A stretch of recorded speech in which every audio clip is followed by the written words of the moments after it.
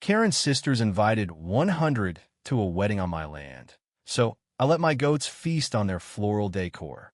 Have you ever looked out your window and realized someone planned a full-blown wedding tents, chairs, caterers, DJs right in your backyard without asking? Because that's exactly what I woke up to 3 Saturdays ago. My name's Cole Dawson. I live on a 12-acre ranch just outside of Bozeman, Montana. I raise rescue goats, grow lavender, and enjoy peace and quiet. At least, I used to until the Karen sisters moved into the rental property 2 lots over. Their names? Tracy and Sheila Carrington. Each one shaped like a wrecking ball in a sundress, with expressions like they'd been chewing lemons since birth. They weren't just neighbors, they were bulldozers with Wi-Fi, constantly emailing the county about my goats, my fencing, my compost pile. This neighborhood is meant to be pastoral, not primitive, one of their complaints read. The smell of animals affects our wedding-themed business model. I should have known something was off when a local florist called me asking where exactly to drop the white arch. I told her she had the wrong number. She insisted she didn't. I brushed it off. Big mistake. That Saturday morning, I stepped outside to feed my goats and saw a full wedding venue spread across the edge of my land. Someone had moved my portable fencing, driven stakes into my field, and laid down a plastic aisle runner that bisected the goat pasture like it was church. Rows of white folding chairs, floral arrangements, a mini donut bar, a champagne cart, a DJ booth blasting Ed Sheeran, and a giant printed sign that read, in glitter script, Carrington Wedding, Love is Eternal. And right in the middle stood Tracy and Sheila, those same Karen sisters, arms crossed, clipboards in hand, barking orders at caterers like they were staging a royal gala. I wheeled over in my ATV, stunned, trying not to blow a fuse. "Excuse me," I shouted over the music. "What the hell is going on here?" Sheila turned with that sour face look she always wore when talking to someone she deemed working class. "Cole, you weren't using this part of the field. We figured it was safer than the park." Tracy chimed in, lips tight with fake sweetness. "You said you weren't harvesting lavender this month. We assumed it was fine." "Assumed?" I blinked. "This is private land. Did you ask me?" "Well, no," Sheila said, waving her clipboard like it was a law degree. "But we did send you an invitation. An invitation to their wedding. On my land. That I hadn't RSVP'd to, let alone granted permission for." "You didn't answer," Tracy snapped. "So we figured silence meant yes." That was the moment I saw red. I could have called the sheriff.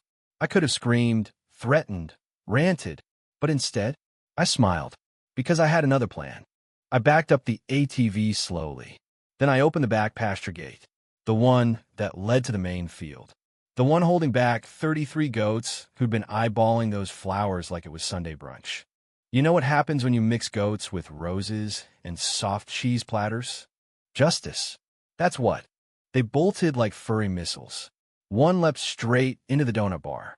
Another headbutt the champagne tower. A third perched like a gargoyle on the fake altar while munching a centerpiece made of eucalyptus and baby's breath.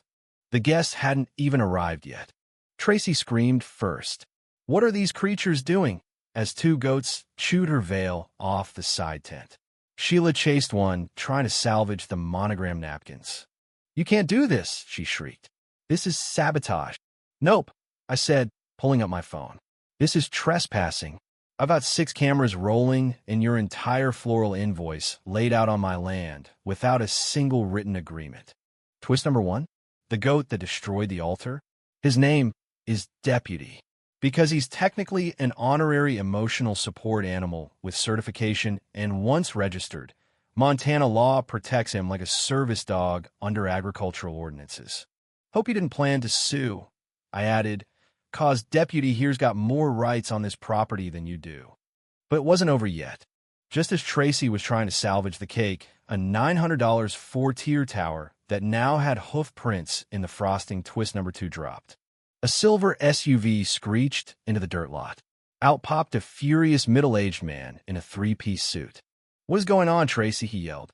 Turns out, that was the actual landowner of the house the sisters rented. And he had no clue they'd staged a wedding business, let alone one that trespassed onto another man's ranch. You told me you needed the house short-term while your condo was being renovated. They do this? He asked me. Yep, I said. Booked a wedding on land they don't own and never asked for permission. This the first. He looked like someone slapped him with a ledger. They told me they'd only use the driveway for guest photos.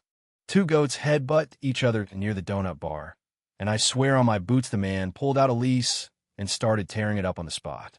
You're evicted, he snapped. And if this costs me any legal headaches, you'll be paying for it in court. The Karen sisters? Speechless. For the first time. Faces pale under all that foundation. One with icing in her hair. The other trying to pick glitter out of the goat's beard. And me?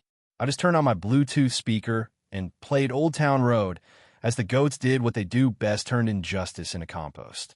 You'd think that being evicted mid-cake and humiliated in front of a herd of goats would be the end of it. But not with the Karen sisters. No, they decided to go full reality TV villain. On Monday morning, I received an envelope in the mailbox with their return address. Inside was a cease and desist letter they printed off a free legal template site. No attorney listed, just shaky wording like, "We hereby demand you replace all damages done to wedding goods caused by your feral livestock." I laughed so hard I nearly dropped my coffee. I sent it straight to my cousin who, lucky for me, is a real estate lawyer.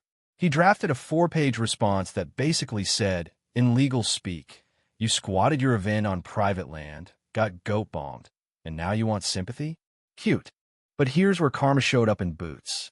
The wedding guests who'd arrived just after the Great Goat Rush weren't too thrilled to find their fancy affair turned into a petting zoo disaster. Videos of goats doing yoga on white chairs and Tracy screaming, "Eat something else, you monsters," started making the rounds on social media. One video hit 1 million views in a weekend. Goat wedding crashers trended for 3 days. And then came the real kicker. Turns out the Karen sisters had listed their Carrington country weddings on several event planning platforms, claiming to own 3 scenic acres of Montana ranchland ideal for bespoke weddings. Well, a few couples who had already paid deposits for future weddings on that ranch saw the viral clips and realized they'd been conned. They filed police reports.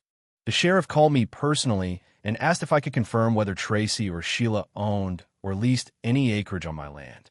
I told him the truth, not 1 inch. Within the week, both sisters were under fraud investigation. And one of the couples was apparently a military family, so the DA wasn't about to let it slide. By the end of the month, I saw the moving truck. No goodbye, no apology. Just 2 red-faced women hauling what was left of their floral arch into a dented trailer, stepping over goat droppings like fallen pride. Neighbors brought beers to my porch that night. One of the kids made a sign with glitter glue and nailed it to the gate. This land feeds goats, not Karens. These days, peace has returned to the ranch. My goats still graze where the fake aisle once lay. The lavender's blooming again. And whenever someone asks if I host weddings, I just grin and say, only if the brides bring a shovel and a sense of humor. I still keep that viral goat video saved on my phone, because every now and then justice comes in hooves, teeth, and a little poop trail. So I'll leave you with this.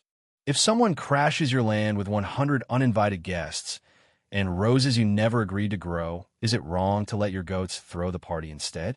True or false, some people only learn when karma wears horns. The end.